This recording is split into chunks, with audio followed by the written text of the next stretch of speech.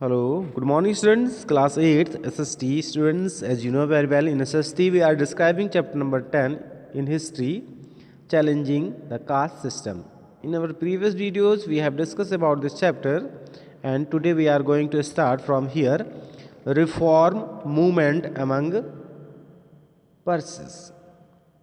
इस टॉपिक के तहत हम पढ़ रहे थे consequences and implications of the activities of the reformers. उनमें से आपका रोल ऑफ रिफॉर्मर्स कल के उसमें टॉपिक में स्टडी वीडियो में स्टडी कर लिया था। And today we are going to start reform movement among the Parsis. Dadabhai Naoroji and Khurshid जी कमा टुगेदर स्टार्टेड अ पेपर। उन्होंने एक पेपर प्रिंट छापना स्टार्ट किया, Rast Goftar, with the purpose to spread education among girls. और इस पेपर को छपवाने का मकसद था लोगों के बीच में शिक्षा का प्रसार करना। विद द हेल्प ऑफ यूबी वॉचर they also founded Rahnumai Mazdayasnan Sabha to introduce reform among Parsis and restore the Zoroastrianism.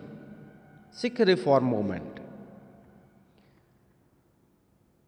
Singh Sabha movement was a very important reform movement among the Sikh. First Singh Sabha was set up at the Amritsar in 1873.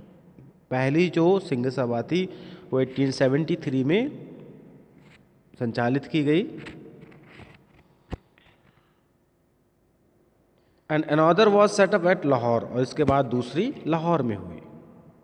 The members of the Singh Sabha were intelligentsia from the middle class. In 1890 both Sabhas attended a joint meeting to make certain reform among the Sikh.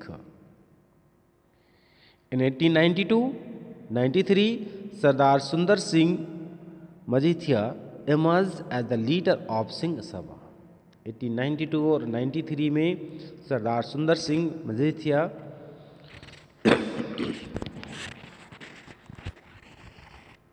Singh Sabha के leader के रूप में इनका उदय हुआ। On 11 November 1901 he convened a joint meeting of some prominent Sikh leaders। कुछ prominent Sikh leader की उन्होंने meeting रखी। This meeting unanimously passed a resolution that the Sikh needed to all Sikh organization that could protect their rights. The chief Khalsa Diwan was established on 30 October 1902, presided over by the Khalsa Diwan Lahore.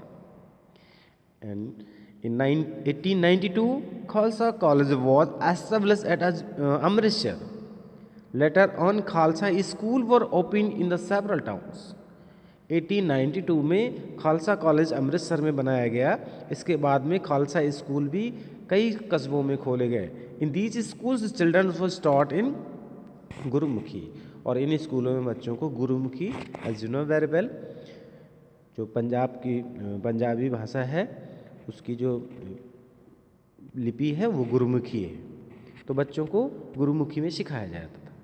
In the early 20th century Gurdwara Prabandhak Samiti and the Akali Dal started the movement of reformation in the management of gurdwara. In 1925 an act was passed in which the right for the management of the Gurudwara was passed on the Shiromani Gurudwara Prabandhak Committee. So in this way we have completed this chapter. And the last topic will be explained in next videos. Case study में आपको खुद ही study करना है। इसमें महाराष्ट्र ज्योतिबा फूले के बारे में study करने हैं। नेक्स्ट आपका दिया है आंध्र प्रदेश जो कौंदकुरी वीरसलिंगम हैं उनके बारे में आपको स्टडी करना है। एंड लास्ट में है आपका influence of western culture and education. Western culture और एजुकेशन का क्या प्रभाव रहा? तो western culture and modern education fueled in the ambition for the progressive and improved social structure. जो वेस्टर्न कल्चर और मॉडर्न एजुकेशन थी, इन्होंने एम्बिशन महत्वाकांक्षाओं के लिए एक ईंधन का काम किया, एक प्रगतिवादी महत्वाकांक्षा के लिए ईंधन का काम किया एंड इम्प्रूव सोशल स्ट्रक्चर, और सामाजिक ढांचे में इम्प्रूव किया, सुधार लाए.